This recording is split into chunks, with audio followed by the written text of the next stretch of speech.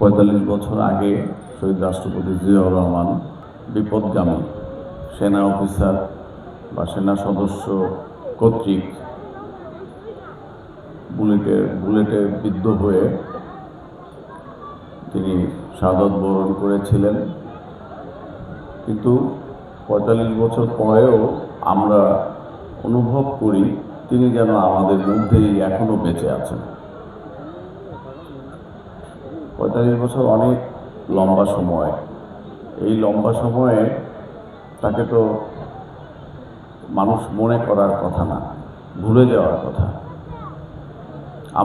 আমরা যদি মৃত্যুবরণ করি, আমাদেরকে কি মানুষ ৫ বছর বা ১০ বছর মনে রাখবে?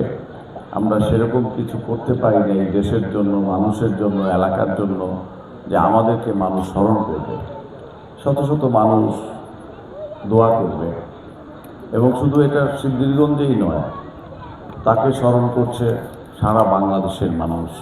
আনাচে কানাচে প্রত্যন্ত অঞ্চলে যেখানে যাবেন সেখানে দেখবেন তাকে স্মরণ করছে মানুষ। ৪৫ বছর হয়ে গেছে, তারপরেও তার জন্য দোয়া করছে। লক্ষ লক্ষ নেতাকর্মী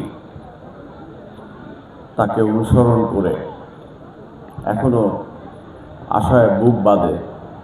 তিনি যে পথ আমাদেরকে দেখিয়ে গেছেন, কিভাবে আত্মমর্যাদাশীল হতে হয়, কিভাবে আত্মমর্যাদাশীল জাতি হিসেবে বিশ্বের দরবারে জায়গা করে নেওয়া যায়, কিভাবে একটি স্বাধীন সার্বভৌম রাষ্ট্র হিসেবে পৃথিবীতে টিকে থাকতে হয়, কিভাবে একটি তলাবিহীন ঝুড়ি বাংলাদেশকে একটি অর্থনীতিতে সমৃদ্ধ দেশ হিসেবে গড়ে তোলা যায়, এটা উনি দেখিয়ে গেছেন।